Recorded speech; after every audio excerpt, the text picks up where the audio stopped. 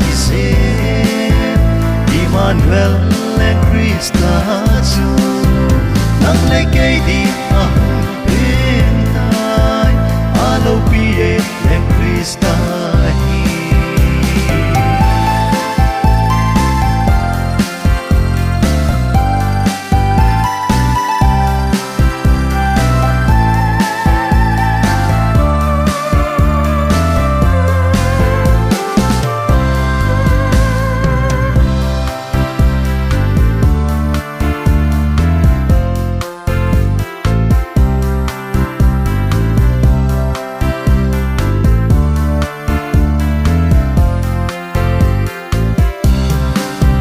Kanan ko hapon siya Giêsu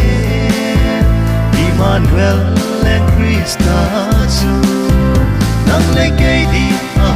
bên tai alo pie and Christa Kanan ko hapon siya Giêsu